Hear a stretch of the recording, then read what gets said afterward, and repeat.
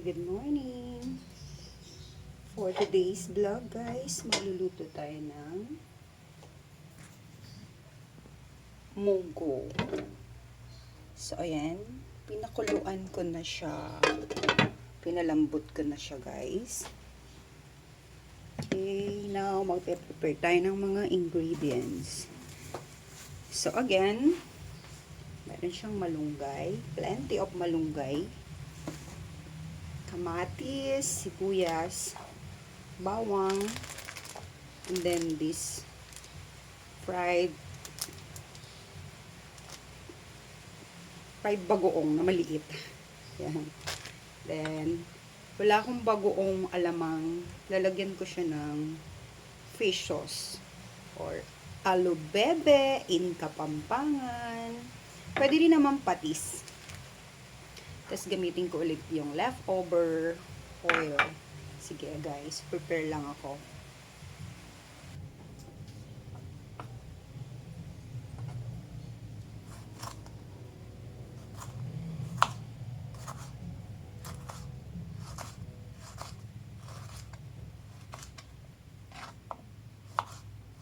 Ang mahal ng bilihin guys. Biro mo tong dalawang kamatis na to. Nabot ako ng 22 pesos. Supposedly, ang ilalagay ko po is bunga ng ampalaya. Yung isang ampalaya, inabot ng 40 pesos. Kaya, naalala ko, maraming malunggay dun sa kabilang bahay. So, nahingi na lang po ako ulit. Ayan. Let's prepare na for the gisa-gisa. On takalan.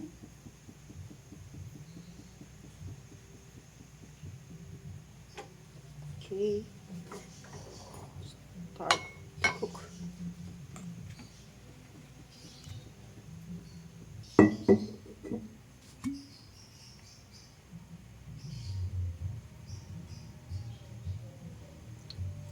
Mantika.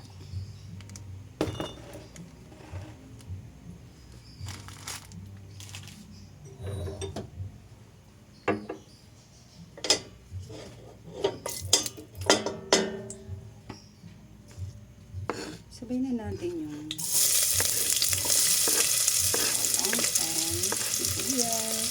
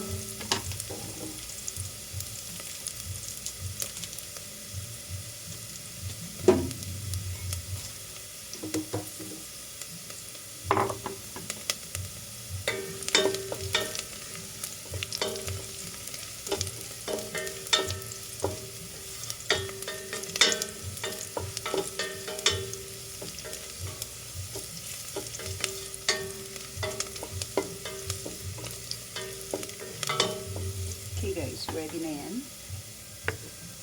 Kamatis.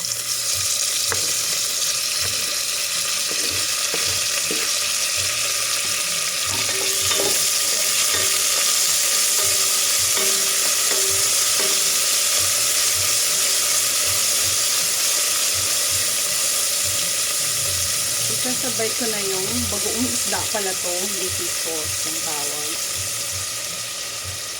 Alubebe sa amin.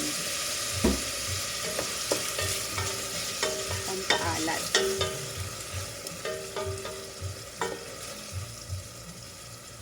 Tayo natin maluto yung kamatis.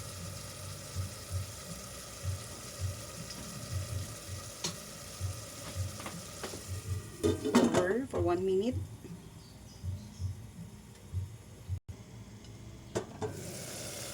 Let's check the kamatis. Okay guys, lagay na natin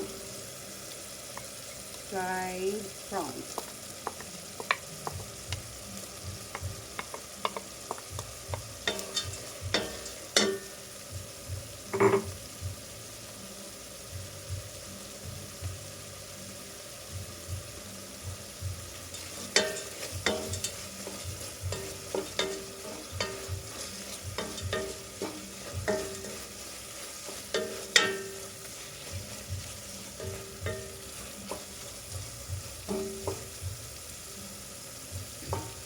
Minute more para dun sa dried na hipon para lumabas yung lasa.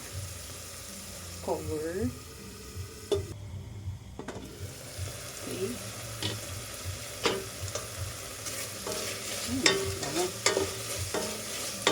So, lalagay ko na yung pinakuluan natin na munggo guys. Kalugaw. This is it.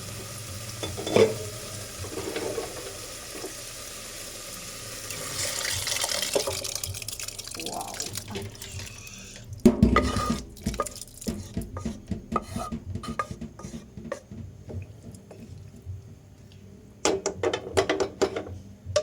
Tayo natin siyang kumulo.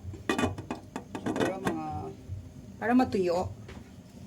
5 to 10 minutes or 8 hanggang sa kumulo. Then, lalagay na natin yung ating malunggay.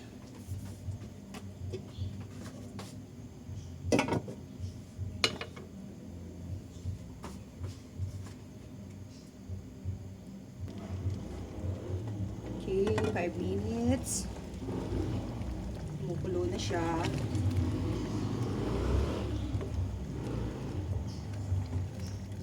Sino relate guys? Diba? Parang Filipino tradition na pag Friday, mostly nagmumunggo. I don't know why. Balikan ko kayo kung bakit. But ang alam ko lang, it's Filipino tradition. Hindi naman na lahat yata, I guess so. Sa Manila kasi, even, lalo yung mga kantin, kahit hindi Friday, kasi meron naman na everyday or any day of the week para magki-crave ka ng munggo. Ayan. Patuyuin ko pa siya ng slight. Let's taste. Baka kulang pa ng alat or what. Okay, that's good. Another 5 minutes po para lumapot yung sabaw niya. Kasi pangit sa munggo yung medyo matubig. So, kailangan malapot. Tsaka dapat yung labo yung munggo. Kasi there are two kinds of munggo. Merong labo at meron yung isa makintab. So, tip ito, pag bumibili po kayo ng munggo, so, kailangan yung labo ang bibilhin ninyo. And then, guys, para hindi matagal ang process ng paglalaga ng munggo, like ako, plan ko talaga today is magmunggo. Kahagabi, bumili na ako and then binabad ko siya magdamag. So, kanina, nung pinakuluan ko, pinalambot ko siya, nilaga ko siya. So, madali na lang yung paglalaga. Yan, guys. Take note of that. Check na natin po. Pwede na to.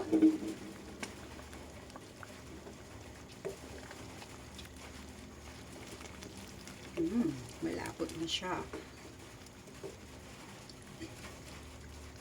Tapos madalas nilalagyan ko din po siya ng chicharon. Pero sobrang lasa na nung nilagay ko na, yung sinahog ko na dried hipon.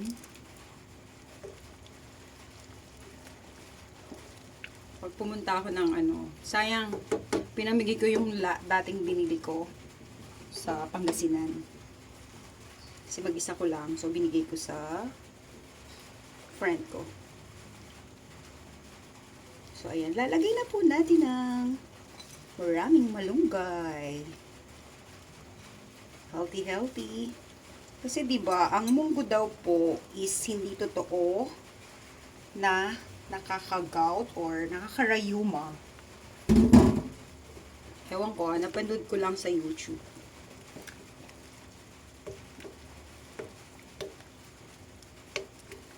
Ang nagko-cause daw po ng high blood or ng gout is yung mga sinasahog natin. So, ayan. Lalo yung iba po kasi kung magluto ng munggo, may chicharon, may pata.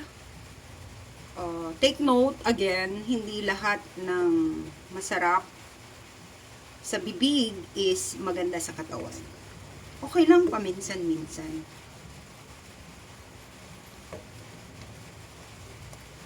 May kakilala ako, lahat ng masarap kinakain, halos everyday. So, ayun, every other month yata or quarterly sila nagkakasakit. So, I think dahil dun sa ganun lifestyle. So, taste again.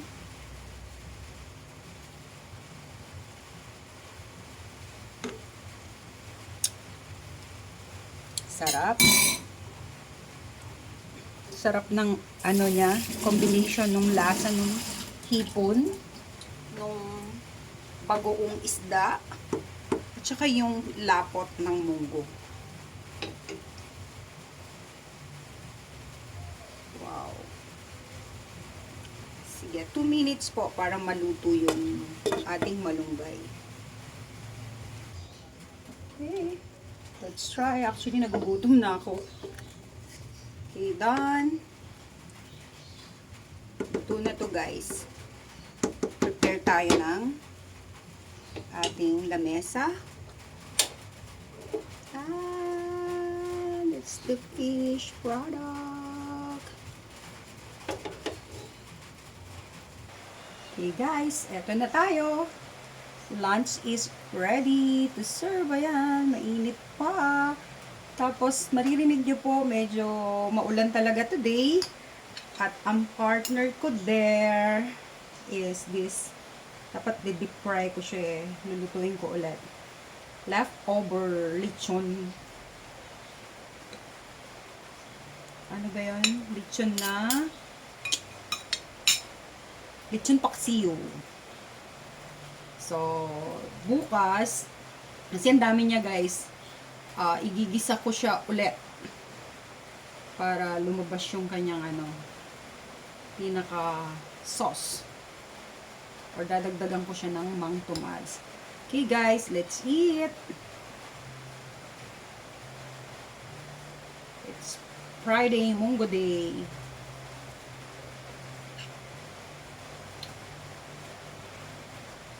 Wow.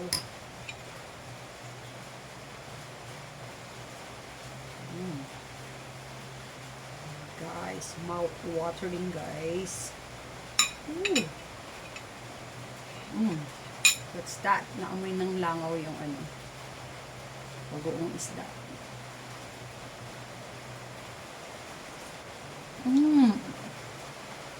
Sarap.